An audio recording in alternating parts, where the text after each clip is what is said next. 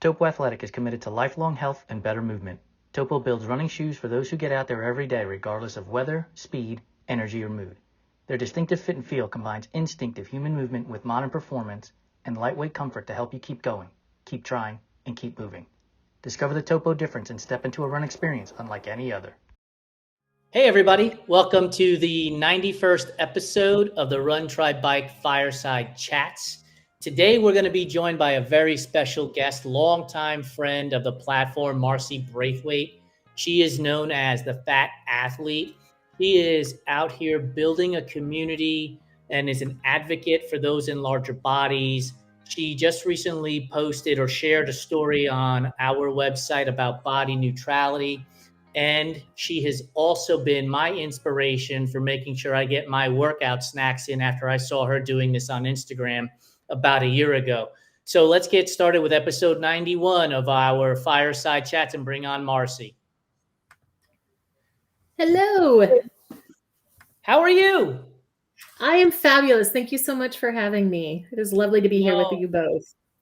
First of all, the thanks goes to you for everything that you have done to help us understand athletes in larger bodies and what you go through and the things that you are overcoming and the obstacles you're dealing with. But you've also helped me out tremendously. I'm telling you, right before I jumped on our call, I did a small workout snack, 30 push-ups to get myself ready. So thank you. Thank you for jumping into my my philosophy about workout snacks, movement snacks.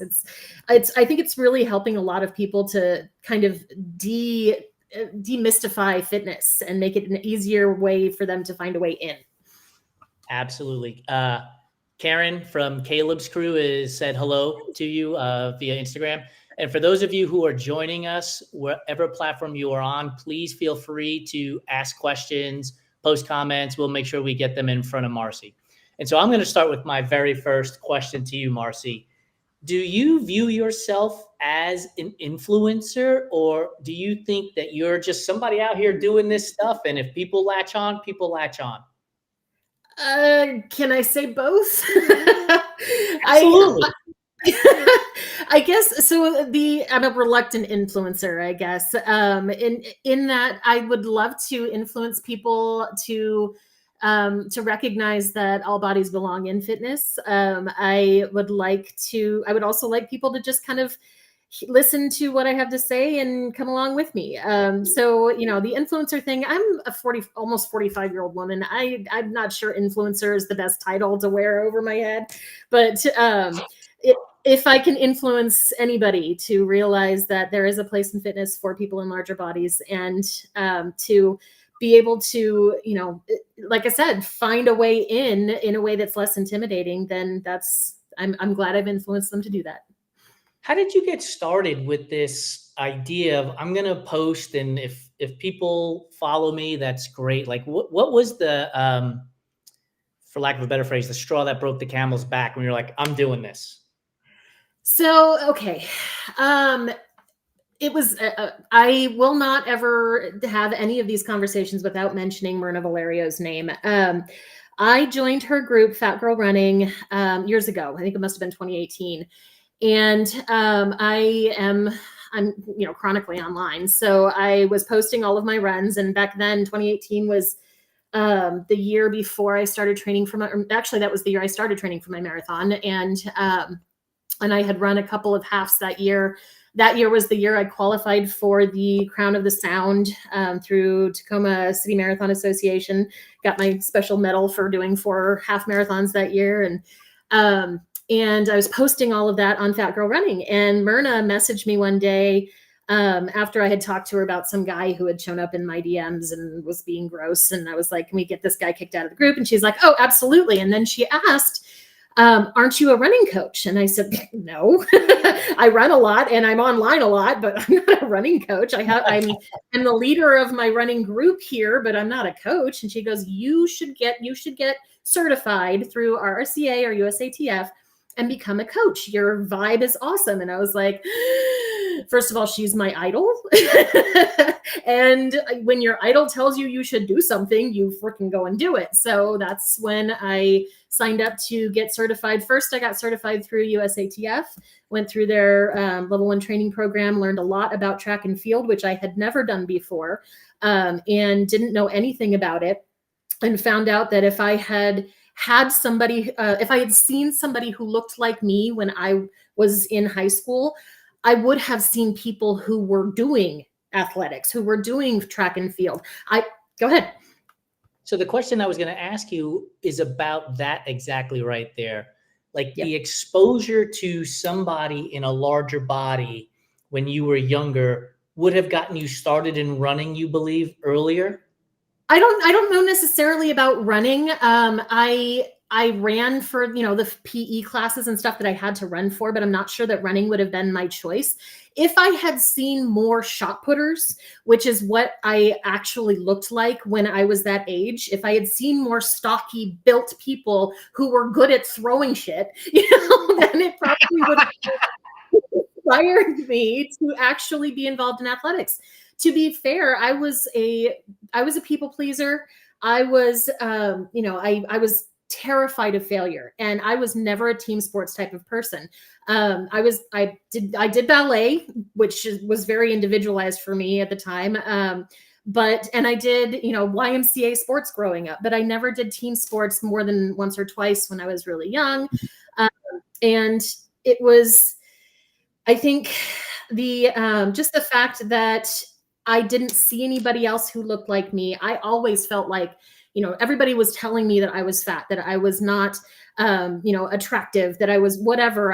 I did not feel good about myself. I didn't see myself represented in sports.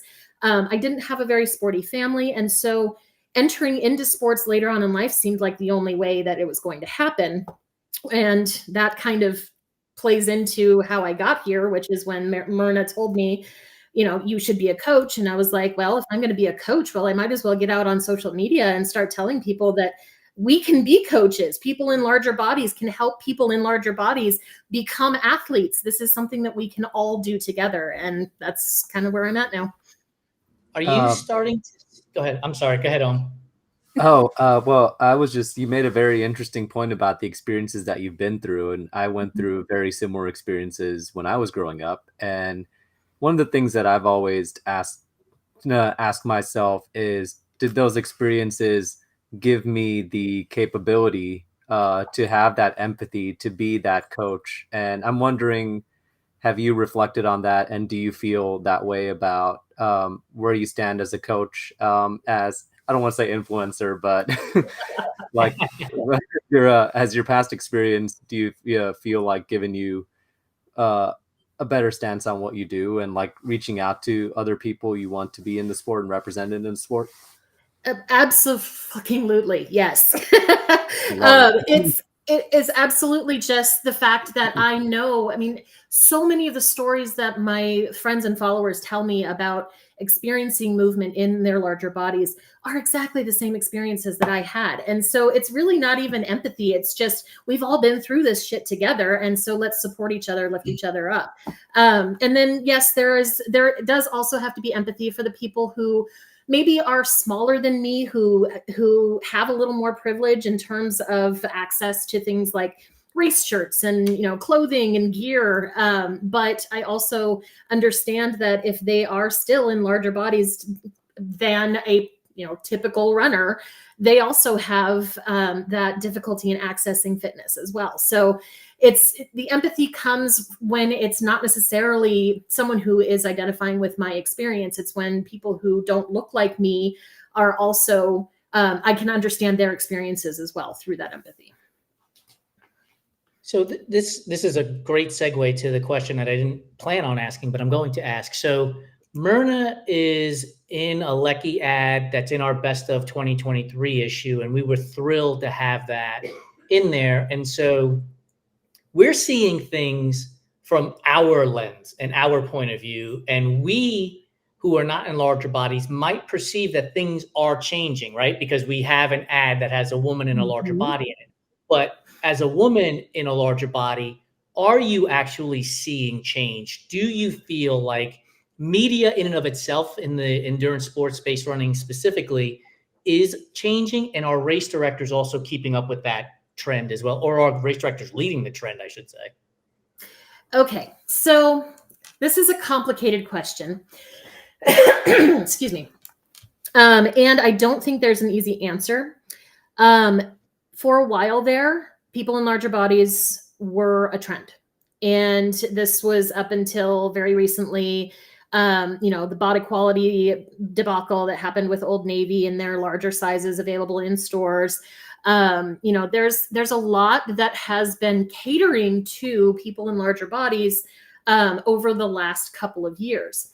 I've noticed there was a trend away from that all of a sudden. And I'm wondering whether or not the companies that did, promote their larger sizes, promote size inclusivity, the ones that just adopted it because it was a trend, I'm wondering if those are going to continue doing that, or if, things that were useful in terms of inclusion, not just inclusion of people in larger bodies or slower runners, but also inclusion of representation of people of other colors and nationalities. I'm wondering if inclusion is going to be as trendy as it has been in the last few years. I have noticed that more races are offering longer cutoff times. That's fabulous. I've noticed that a lot of marathons have moved their cutoff times to 6.5 hours or even 7 hours. Some, world majors, New York doesn't have a cutoff anymore, or maybe it was Chicago. I forget which one it was, but excuse me.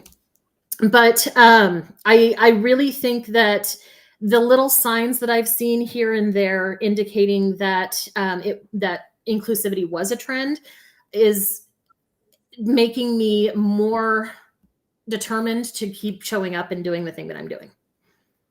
Do me a favor and please let us know when we're not doing the thing that we should be doing as a media platform. And the reason why I say that, Aum and I exchanged a text message, a thread of text messages this morning, where I said to him, are we doing enough? Like, I don't know if we're doing enough. I don't feel like we're doing enough. Like, I'm always looking for more. We want more voices on our platform. We want more people of color, more people of various gender identities, more people in larger, like, we just want more.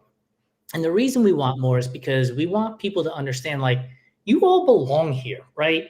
It's not just the person that can run a 2.5 hour marathon. It's the person that might take 6.5 hours. It's the person that is going to be, racing against cutoffs, because these sports belong to everybody. And I want to make sure that we're doing it. And so I would ask you this: what can we specifically be doing, and what else can other platforms be doing to make sure we're bringing people to the table so that we can all have fun together? I love that you've asked this question. I love that you've even considered it. And that is why I spend so much of my time shouting your names from the rooftops. So thank you, first of all. Second, representation just means making us visible. And there's an ad in in the online version of your magazine that has a bunch of people on a trail, and it's a cartoon ad. And one of the things I saw was that there's people of several different colors in that ad, people of several different heights, and some people are running, some people are walking, and some people are riding bikes, and it's all there. But what I didn't necessarily see was somebody in a larger body, somebody in a body that was like mine. And that, because I'm at this point trained to notice those kinds of things, it was one of those things that I was like, I should probably talk to Jason about this. And maybe just, it doesn't have to look like me, but just having that representation there, having an ad that involves somebody like Myrna or like myself, allows people to see that we are welcome here, and that this is a place where we're not going to get left behind if we join a group run. And it's where you are actively putting out there that you want to meet our needs and you want to take us into consideration. And that is so thoughtful, and we appreciate it. I love that so much. And I love the feedback on that. And I know exactly which picture you're talking about, and I'm sure Jason does too. And Yeah, it's amazing. Like I just appreciate the back and forth that it's one of the things that I know Jason envisioned and that I have seen grown with our community is being able to have like not just one way feedback of commenting with intentionality, but coming back the other way from people like you and people like who I talked to recently, the Queer Cycle crew in the UK. And just we're always asking them, like always asking people in our community, like what can we do better to make uh, truly endurance sports feel less intimidating for the group that you represent. And it just I just love this feedback so much, and it just makes me smile ear to ear when people feel open to give us that kind of feedback as well. Like we wouldn't be, Go ahead. I was going to say, we wouldn't be holding to our values and our vision and mission if we weren't open to constructive criticism and feedback on how we get better. One of my biggest pet peeves about our sports is the gatekeeping. Yeah. You're too big. You're too slow. Yeah. You pronounce hoka incorrectly. You call it on-call running. And it's like, let me tell you something. The shoe manufacturers don't give a shit what you call them as long as you're buying the shoes. Like they don't care. But the moment you tell somebody you pronounce this incorrectly, or you're too slow, or you're too big, or you're too whatever, you've now excluded them from the conversation and they don't want to participate. And that to me is what pisses me off more than anything else about gatekeeping. And I wrote an article about this. It pisses me off. Like, just stop doing it. Right. Yeah, I could go off for literally hours about the gatekeeping, mainly because some of it has been directed directly at me. But I see it so much in the running community. There's so many people who are like, well, you're not a real runner if you run walk. You're not a real runner if you don't finish a marathon in less than 3 hours. You're not a real runner if you this, if you're that. And it's just like, my God, this is something that humans are literally born and have evolved to do. Like, we are evolved to be runners. We are the greatest endurance athlete on the planet. Let us do it. No matter what we look like, let us fucking run, for God's sake. Doesn't matter what we look like. It doesn't matter how big we are. It doesn't matter if the ground shakes when we run. Let us fucking do it. You know, the thing about the gatekeeping that I try to explain to people is we always talk about, running is getting expensive. Running is getting more expensive. But I try to tell them this. Imagine if you're a race director and you want to sell 10 entries. And in those 10 entries, you're going to make $1,000 because each entry is $100. Well, you tell 3 people that you're too big, you're too slow, and you pronounce hoka incorrectly. Right? So now you've only got a population of 7, which now means you got to charge $140-ish to get to the $1,000, right? Like, if you keep telling people to go away, running is going to get more and more expensive. So just cut the shit, right? Like, when I go to eat at a dinner table, I want Aum there. I want Marci there. I see Nancy's on this conversation. I want Nancy there. I see Ruth is in the conversation. I want Ruth there. Why? Because your experiences are going to be awesome to hear about. And I'm going to laugh my ass off when you tell me the story about how the one time you had to go to the bathroom while you were in the middle of your 3-mile run and you didn't know where to go, right? Like we've all been there. Let's have fun and tell stories. And you know what gets me about this? I had this exact conversation with a plus size athlete that I interviewed last week, who has an incredible story. And she was like, it's frustrating that like there's gatekeeping in that sense, because like, even though we're finishing in 6 hours, I mean, in spite of like the challenge of finishing in 6 hours, like we're also training, we're also dedicating time to this. We're also balancing our work and our life. Like, what makes your training different from my training? We are also sacrificing to be at the start line. So I don't understand it at all.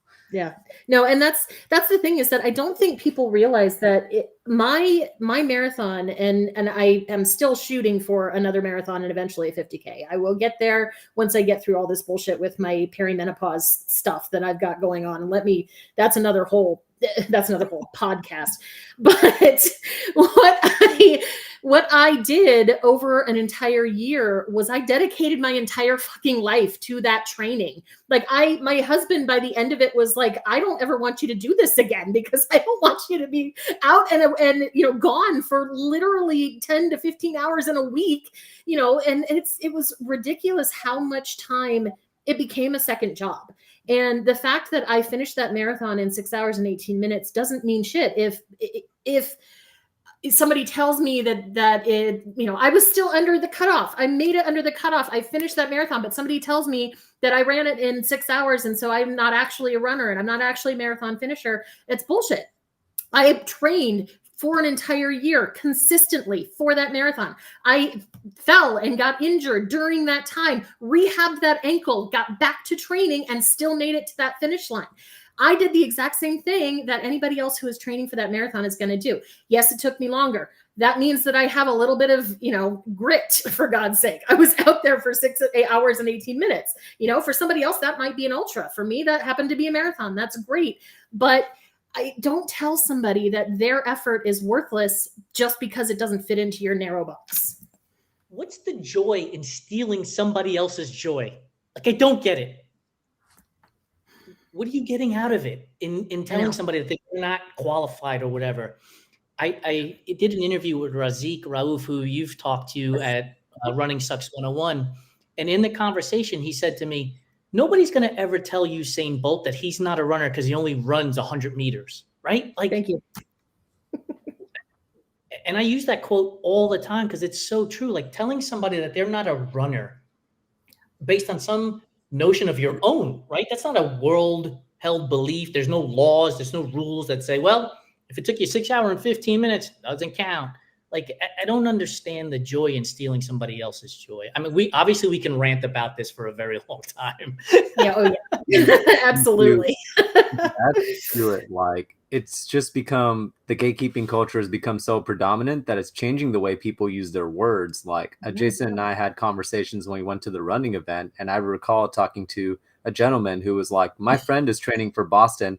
I'm not really a runner. I only run like 5K or something like that. And Jason was like, you said one thing wrong in that conversation, and it's that you're not a runner.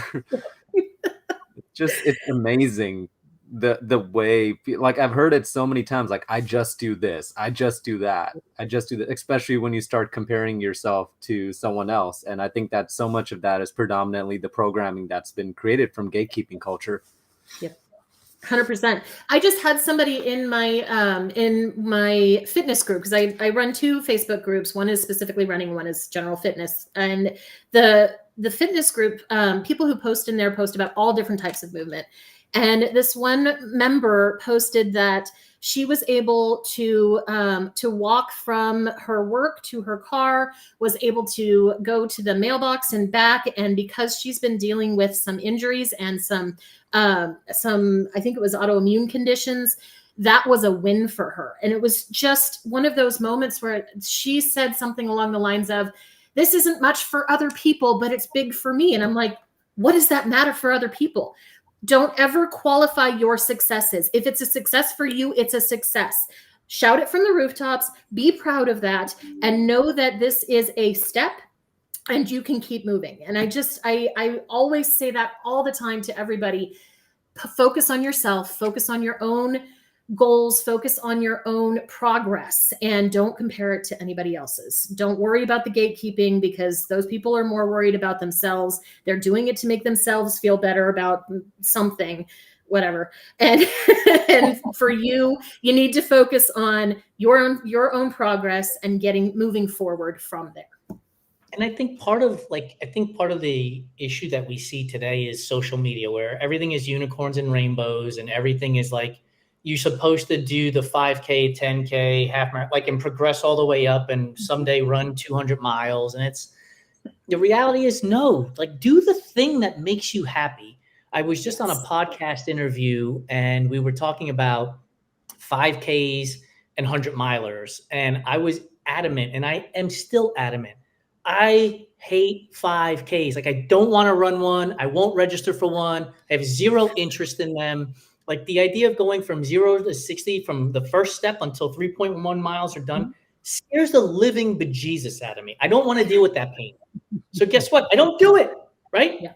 But I'm going to go run 100 miles because I'm a candle, not a match. I enjoy the dull pain. I enjoy the buffet every 6 to 7 miles. Like, I'm cool, man. But like, that's what makes me happy. And I think that we need to understand that as individuals, that once we remove the word just and qualifying our distances, then all of a sudden seeing what other people are doing doesn't matter. We're just going to go celebrate you for doing the thing that you're doing. Yeah. I have a friend who she signed up for a marathon, and she'd always said that the marathon wasn't for her. She was never going to run a marathon, but she had run a lot of half marathons, and she started training for this full and suddenly realized, and she told me this later, she was like, this became work. I run for fun. I run because I enjoy it. I don't want to have to work when I run. I run because it's fun. And I was like, and she ended up going down to the half marathon for that event and just ran a half marathon and has been happy just running halves ever since. And I'm like, thank you. You need to do what is best for you. You need to do what feels good for you. Most of us aren't running for prize money. Most of us are just recreational runners who are doing this because it feels good or makes us feel stronger or feel healthier.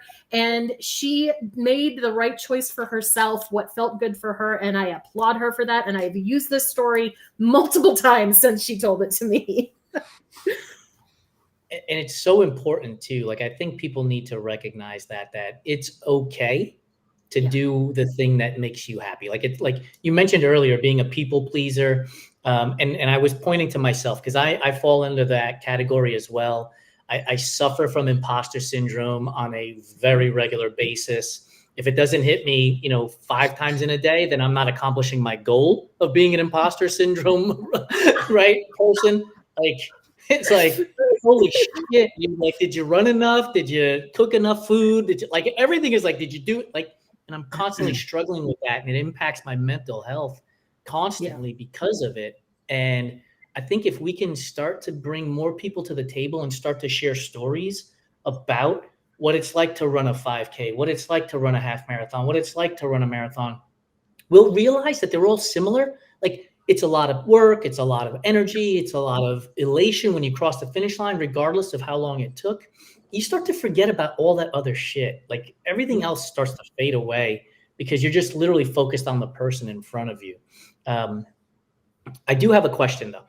One of the things, we're talking a lot about philosophy and ideas and concepts right now. You have a newsletter that comes out, and it's your Monday Mindset newsletter. Tell us a little bit about what goes into that newsletter so that when people subscribe to it, they know what's coming on a regular basis.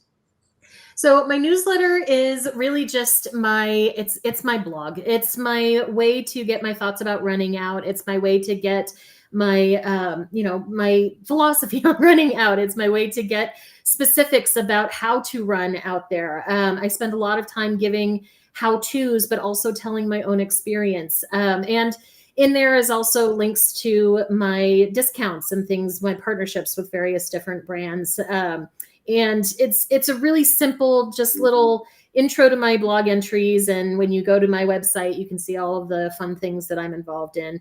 And also links to my 2 Facebook groups, which are where I organize most of my group events and challenges and things that we do throughout the month.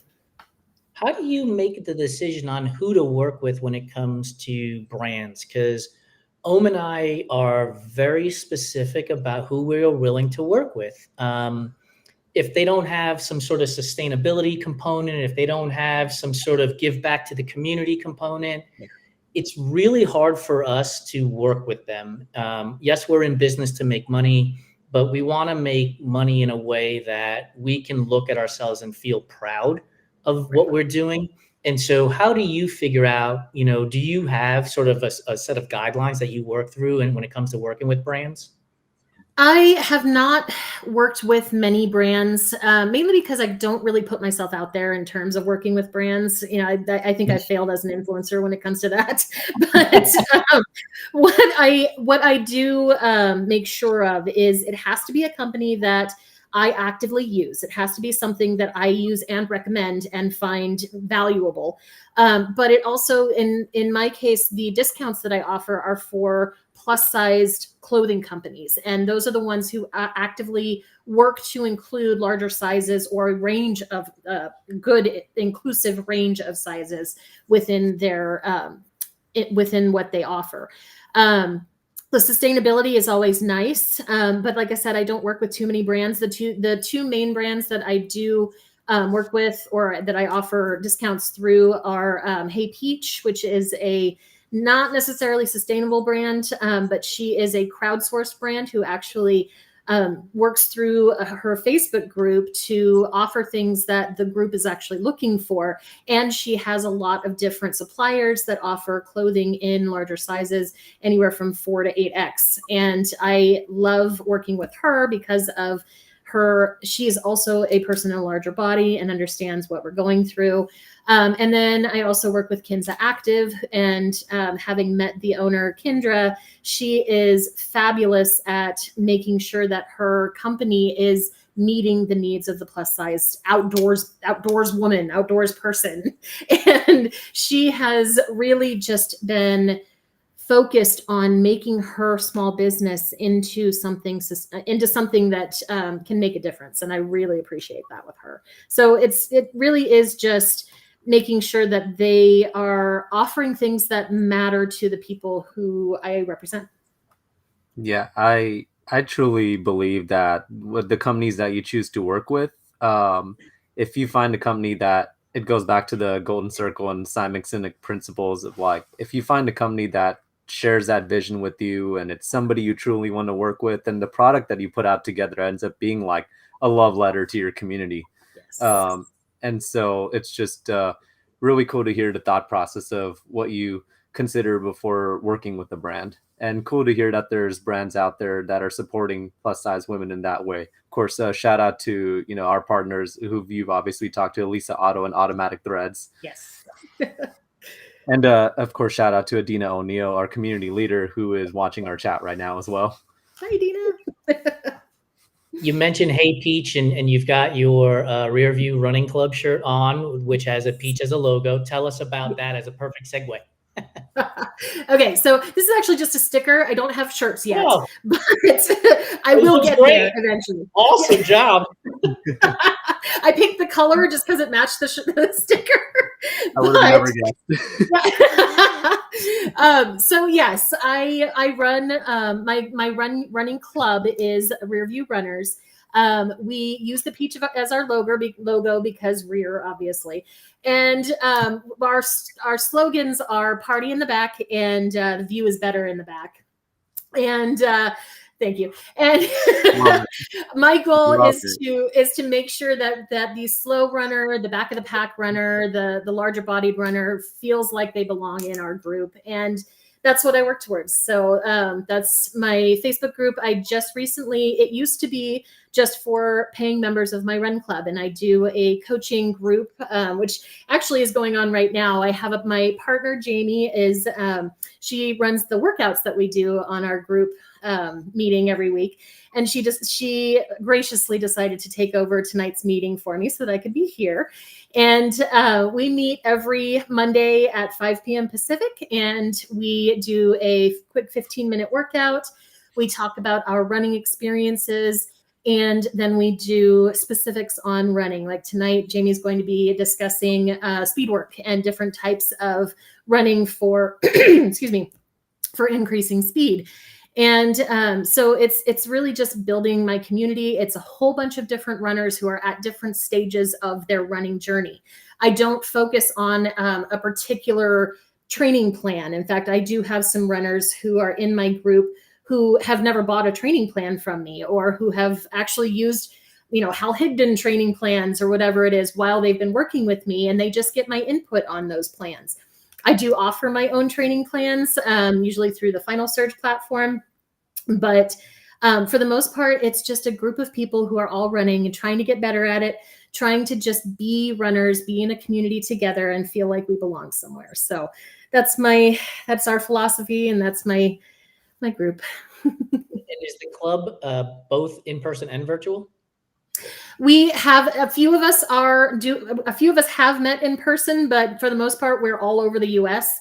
Like half of us are on the West Coast and half of us are on the East Coast. So we just meet on Zoom, and they're actually talking. There's a few of them, coincidentally, who live in the Charlottesville, Virginia area, who are talking about doing a meetup soon too. So I'm hoping that this becomes more in person as we get larger. That's awesome. So my last question before we jump into the rapid fire segment. You were recently in Chicago. Tell me about the experience where you got to meet other large body influencers like LaToya and Martinez. And what was that like for you? And what do you think that's going to help do for the future of athletes in larger bodies? Okay, so I happened to see Martinez post on Facebook that he had an entry for the Chicago 5K. And I was supposed to run Chicago as my second marathon the year that COVID hit. And the year after that, I had gotten injured, and so I wasn't able to do it. And this was it was kismet, I guess. But I saw Martinez's post, and he was like, tell me your story, see if you can win an entry. I told my story. He picked me, and I told my husband, like 2 days before we needed to leave, hey, honey, can we go to Chicago this weekend? And, excuse me. That ended up being the most amazing whirlwind weekend of my entire life. I met two of my idols, LaToya and Martinez. I got to run the Chicago 5K with two of my idols. And just being able to have that connection with them and to be able to tell them to their face how much they meant to me and my own journey and how much they inspired me on what I do. I mean, LaToya is so brilliant. And I don't think people give her enough credit for how brilliant she is in the way that she expresses herself and the way that she manages herself and her business and her platform. And Martinez, he is an author. He is a scholar. These two people are just commendable in so many different ways. And they have basically convinced me that I'm never going to be as good as they are. But they also, they also just being in their presence and being able to run with them and being able to agree with them and have conversations with them about my experience and their experiences and know that what I'm doing is mattering to people. That was why that weekend was so amazing for me. It was everything. That's so freaking cool. Like, you could tell how important it was to you. And I'm sure they felt the same after meeting you, how important it was to them to have somebody who's continuing the work to make sure that athletes in larger bodies know that they belong at the starting line as well, for sure. Outside of here on Instagram and Threads, and you have Facebook pages, what is your website URL so people can find you and subscribe to your newsletter as well? Yep, it's thefatathlete.blog. Super simple. Yep. So are you ready for we call them rapid fire questions, but man, if we get into the conversation about a particular food topic, we're just going to keep rolling with it. So are you ready? All right. I'm ready. Awesome. First question. Pineapple on pizza, yay or nay? Yes! Oh, no. Pineapple does not belong on pizza. No. Yes! Are you originally from the East Coast? No. Oh, come Colorado, on. Right? Well, no, I was actually, okay. To be fair, I was born in Delaware, but that was because my dad was stationed there and we only lived there for 6 months before we moved to Illinois. So we were military. I don't really have a home base other than Washington. 6 months in Delaware is all you need to know that you don't put pineapple on pizza. Period. End of story. Come on. Pineapple in general is just not a thing. I mean, I'm one of the ones that gets like sores in my mouth if I eat pineapple, so it's not a thing. Okay, that I can live with. The fact that it's pineapple across the board and not just pineapple on pizza. I don't care the reason. Period. End of story. It doesn't belong there. Yep. Are you a fan of Oreos? Only the double stuff or the mega stuff. Mega stuff. Now we're getting way too far away. You mean there's a stuffing beyond double stuff? There is a stuffing beyond double stuff. It only comes out like once a year or something like that. And I don't buy Oreos other than when it comes out. So. Oh, I need to get to the promised land. They were perfect the way they were. Like, we didn't need to add all of these different pieces and parts to it. Just give me the normal. I mean, ones. I'm gonna agree with that in that I don't think Oreo needs a whole bunch of different flavors like they have. Like Pop Rocks in Oreos, really? No, we don't need to go there.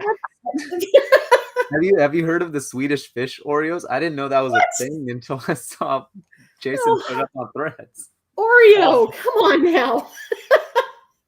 We can thank Howard Moskowitz. So I teach marketing at the collegiate level, and Howard Moskowitz talks about horizontal segmentation, where you don't make the perfect Oreo, you make the perfect Oreos, because so many people like so many different things. But man, it's gone too far. Just stop. Yeah. Licorice. Are you a fan of licorice? And if so, red or black? I have a feeling this is not going to be popular, but I am a black licorice fan. Nice. Like, I don't like it for me, but I'm happy you enjoy it. So my mom always loved chocolate licorice growing up. We could never really find it anywhere, so we'd buy it for her when we could find it for like special occasions. And I have enjoyed chocolate licorice every once in a while. I will not buy licorice just in general, but if I don't have any other option for a sweet snack and I have black licorice or red licorice, I would actually choose black. And I eat the black jelly beans. Oh, so you're a fan of anise and sambuca then, obviously. Oh yeah. Peeps. Are Peeps a real candy, or are they just dust covered in glitter? I mean, I am a fan of anything with glitter, so obviously I'm a fan of Peeps. I mean, you said unicorns and rainbows earlier, and I was like, you're talking about me, but yes, Peeps definitely count as candy, and they count even more as candy because they are covered in glitter.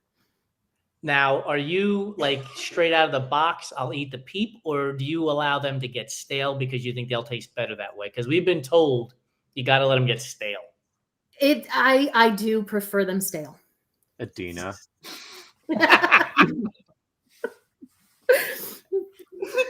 It's such a strange thing, right? Like, I want to eat this thing that's been sitting around for a couple of days because it's going to taste better.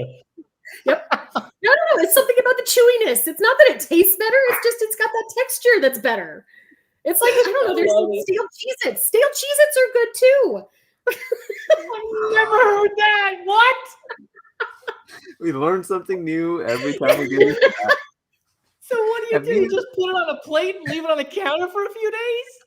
I mean, look, my daughter left this bag on my desk the other day, and I'm probably going to have some tomorrow. It's just sitting out, it's drying out, and they get even better that way.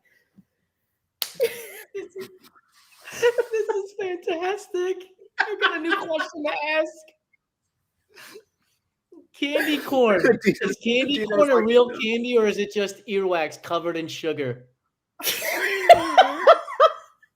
I don't know about earwax, but it's definitely wax covered. It's like wax. No. I think we had this conversation. Candy corn is wax melted with sugar and then formed into the shape.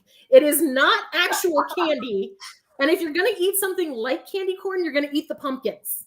The pumpkins are worthwhile, but you can only have like 3 of them before they feel like gross and gooey. Oh my goodness. Every grandmother across the country right now is yelling at us. What are you doing? That's all the candy in my dish for my grandkids. Oh, there's a question. Werther's. Do you eat Werther's? What is it? Werther's toffees. Butterscotch, right? The butterscotch.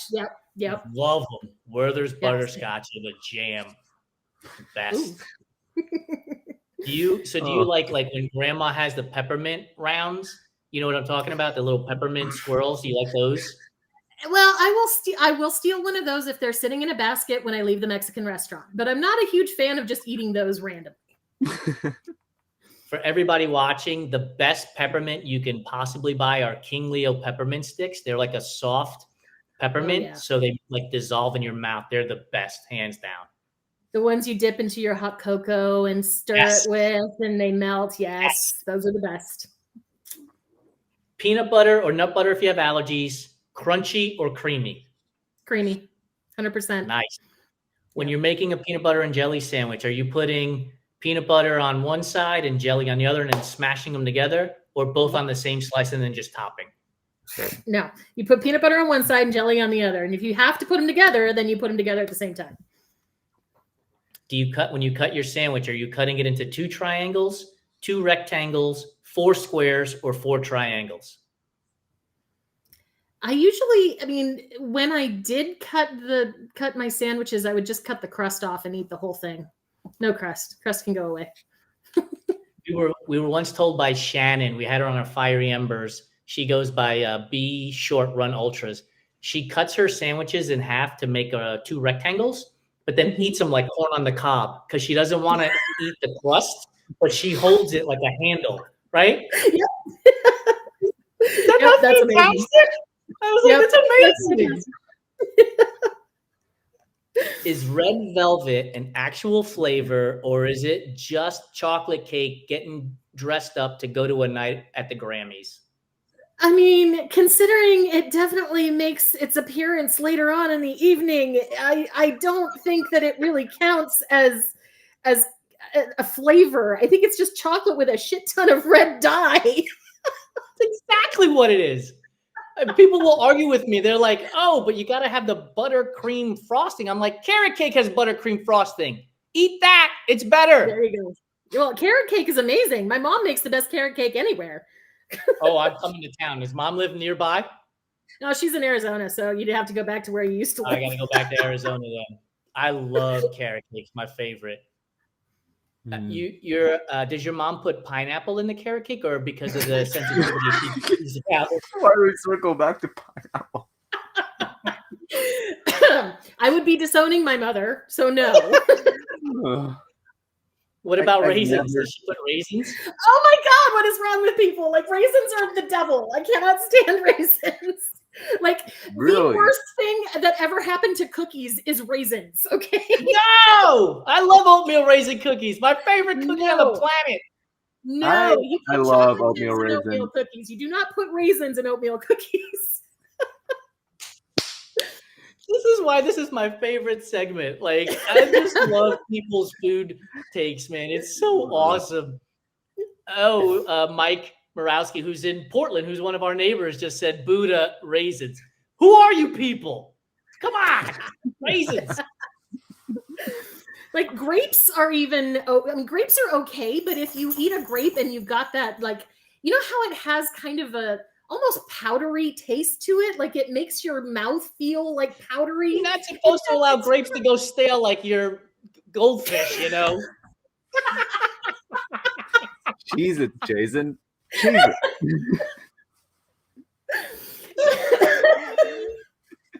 You gotta eat those things while they're fresh.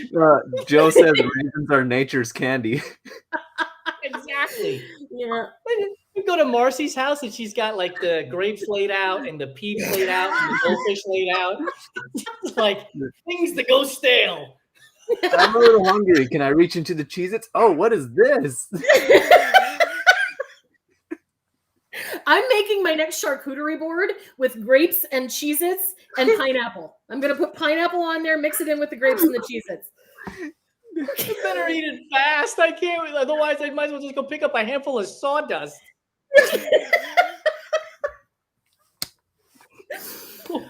What's your favorite flavor of ice cream? Ooh, I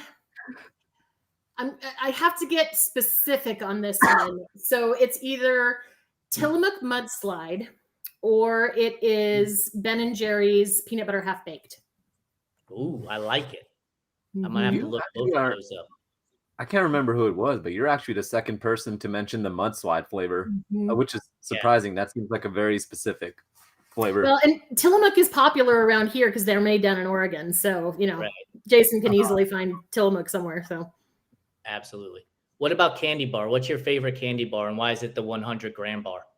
it's not. But okay, so I tend to like things that are very soft, and so my favorite candy bar is the Milky Way because it has caramel and it has the nougat, and it's just very soft. It doesn't hurt my teeth if I bite into a peanut or whatever. So that one is my favorite. What about Three Musketeers? It's got to be right up there then too, right? Yeah, Three Musketeers is up there too. I do like a little bit of the caramel added into the nougat though. All right. So our last set of questions before we say goodbye and go back to our lives that aren't as fun as having this conversation. When you make brownies or when you eat brownies, are you the kind of person that wants the edge with a little bit of the crust there? Or are you more in the middle and give me the ooey gooey component? Okay, so it totally depends on the type of mix that you use to make the brownies. If you've made homemade brownies, then it depends on your recipe. So the best brownies are the Ghirardelli, if I'm saying that correctly, the Ghirardelli mix that is like a 3 chocolate with chocolate chips in them. You can get it at Costco. It is the best brownie mix. And if you make it with that mix, it doesn't matter whether you get it on the edges or in the center. It's always going to be gooey and still have a little bit of chew. I'm a connoisseur here, apparently. I was not aware of this. But if you make it with any other brownie mix, it's going to be an edge piece. Nuts or no nuts on the brownie? No nuts. No nuts. And No nuts. if you're going to make it in a la mode, what's the ice cream that you're topping it with? Oh, just vanilla. Flavor. Oh, just you got to try. Do you like coffee? I mean, I'll drink coffee. Yeah, you put coffee ice cream on top of the brownie and it becomes like a mocha. It's so good. Okay. Oh, it's fantastic. Okay. I'm going to take your word for that. I may have to try that. and not for nothing. Here's a secret. Like crunch up the brownie, chop it up, put it in the bottom of a mug, and then you put the coffee ice cream on top. So as you're scooping it out, it kind of becomes like an affogato as you're going through. Okay. I'm picking up what you're putting down. I like this. I clearly spend a lot of time thinking about food, so trust me on this. Trust me on this. I mean, when you run 200 milers, you kind of have to spend a lot of time thinking about food. I'm gonna walk. I'll walk to the first floor of this apartment building after taking the elevator. I'll come back up and be like, man, I need a recovery move. I love food. Like the thing about food for me is the ability to have communication and company with people. I think it's just so awesome that when you're around a table and you're chatting and you're enjoying food, like that just feels like the best thing you can possibly do. Like I've always said, my front door is always open. Come in, I'll cook for you. We'll eat together. We'll share stories. We'll laugh our asses off and just have a good time. For me, that's what food is. And my parents did it. And it's just something that has rolled down to me. I fully 100% support that. My family, my husband and my kids, we have had family dinners every single night for most of my kids' lives. And my son moved out in August of this past year. And we told him one of the requirements, if he was to move out at 19, was that he had to come back every single Sunday for family dinner. So he has every single Sunday come and had dinner with us. And we always, if most of the time we'll cook, but occasionally we just go out. But it's one of those food and family things, it's important especially for connection. I love it. Like I don't know if you watch the show, but I'm a big fan of Blue Bloods on CBS because I am like 50 going on 90. So I watch a lot of CBS shows. Clearly, like I'm a huge fan of 60 Minutes. I watch it every weekend. But at the end of Blue Bloods, they have a family dinner, right? And I love the idea of family getting around a table. And honestly, family could be blood, but it could just be a bunch of friends to get around a table and share stories and just have a good laugh with each other. 100%. Awesome. I'm a fan of calling Run Tribe by Candy Snack Brownie too as a secondary name. I love it. Thanks, Mike. That's going to be the name of our new podcast. Candy Snack Brownie. Candy Snack Brownie. When we had Rach McBride on a couple of weeks ago, they mentioned that, their friends had been saying to them, we can't wait for the rapid fire at the end to discuss pineapple on pizza and everything else with Rach and Jason and Aum. And I mentioned that maybe we just need to start like a food podcast with it, just bring endurance athletes on so they could tell us their food preferences. Like, yes, I do love stale peeps and stale goldfish, but I'm mind blown. Yep. I think we're just gonna have to go for it, Jason, just like we did with the Fireside chat. All these throwaway ideas, man. Well, Marci, thank you so much for joining us. I'm going to do everything I can to get down to join you in the Rearview Run Club one weekend, and be a part of the finish line dance party with you guys. Thank you so much for having me on. I'm blown away by what you two do. I'm so thankful to be a part of it. I'm so thankful that you give me this platform to do my writing, and just thank you. Thank you very much. I appreciate it. Everybody, thank you for joining us. See you next week. And don't forget to join us on Thursday for Trivia Thursday, brought to you by Topo Athletic, and Food Fight Friday, where who knows, maybe we'll be arguing about whether or not goldfish are better stale or fresh out of the pouch. Oh, man. Have a good night, everybody.